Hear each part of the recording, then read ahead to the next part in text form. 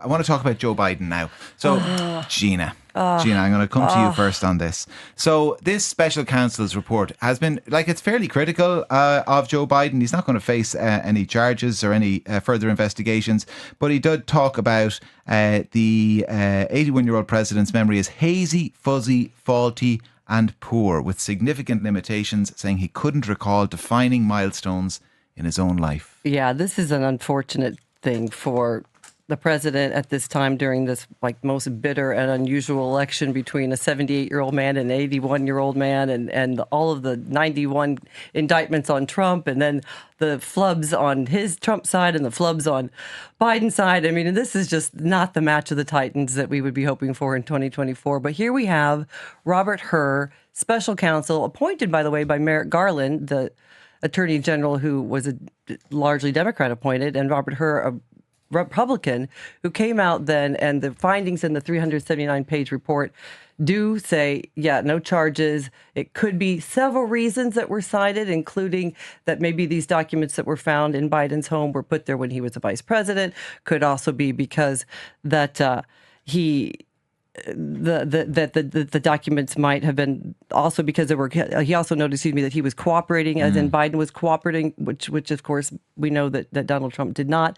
But yet, as you mentioned, this is what is just absolutely not good, is that he talks a number of times about other reasons why, if I put this to trial, that there would be a jury that would be sympathetic, because one of the things you said was one of the quotes. He also said he's sympathetic, well-meaning, and elderly man with a poor memory. And even though Biden did go on yesterday in front of the press to really, in a fiery talk, refute these things, and one of the points that the special counsel made in this report was that Biden was unable to recall a number of times the date in which his eldest son, Beau, died. And Joe Biden defiantly yesterday did deny that. But yet, this is just coming on the heels of him making some gaffes a couple of days ago or last week when he was talking about a 2021 meeting in which he was speaking with Mitterrand, the former prime minister of France, who's been dead long before 2021. And these types of gaffes, it's not going well.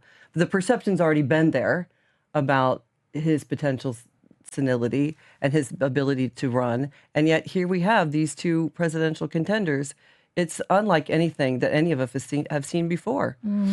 Valerie, I mean, you've been a very vocal and effective advocate for, I don't know if you see yourself this way, but I would, for people of a certain age not being excluded from public life. Yeah. You know what I mean? That there's a value in people just because they get older. We shouldn't forget about it. I ran as an independent in the last election on that particular platform. And I think it's nothing to do with his age. It's to do with his health, physically, mentally, which has made him a very vulnerable person. Yeah. He needs to stand down out of the election and stand down as president even now. I mean, I was just looking at some of the gaffes, and as you mentioned, he mixed up Emmanuel Macron with Francois Mitterrand. He mixed up the former German leader Angela Merkel with Helmut Kohl. He's been dead for, I think, 5 or 6 years. And he referred to the president of Egypt as the president of Mexico.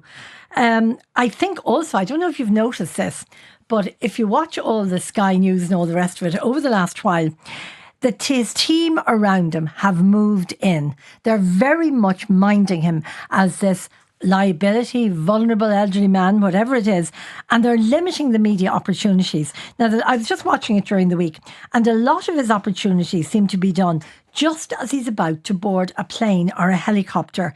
So they don't last very long. Yeah. The noise is drowned out with the noise of the helicopter by the engines, and that might cover up, some of his perceived mistakes. But I think it's so sad to have his colleagues at all of these meetings and events just laughing at him, taking the mick, grinning. That's not good. The man is obviously way beyond being president. He's a sick man and he should be stood down, and those closest to him should organise that immediately. And you know what, I agree with Valerie on this, and it's not because of the number, it's because of the behaviour and the unfortunate frailty that we're seeing from his physicality as well as we think his mental too. I'm not saying that Trump's, by the way, an ace of spades in those categories as well, but let's just, because we're focusing on Biden, when he was here in April, Yeah. Which by all accounts was a really well-received, successful event. A buddy of mine who runs some of Biden's campaign work in the west part of the U.S., I said, Greg, please, can you talk to Valerie, who is his number one advocate and advisor alongside his wife, Dr. Jill. Please talk to them. Have him stand down. Like Valerie said, at the end of this, I've done everything I've ever wanted to do. This was a family moment. You have a great opportunity to wrap things in a nice little package and give it pass the baton. And he told me Valerie and Jill like what they're doing. It's interesting. No, let me invest. They like what they're doing the sense. As in Dr. Jill loves being first lady and that Valerie likes to be, they like the position. And I don't know that, I mean, I haven't talked to Jill, but I think there are. Would he have taken counsel that would have said, look, this is your elegant exit strategy and you'd be a fantastic one-term president, the culmination of 50 years of public service. You've got a great track record. Exactly. Stop while you're on top. I mean, at this stage, if he could sort of retire, I mean, he had a very good career. He has a great political record, whether you agree with him or not.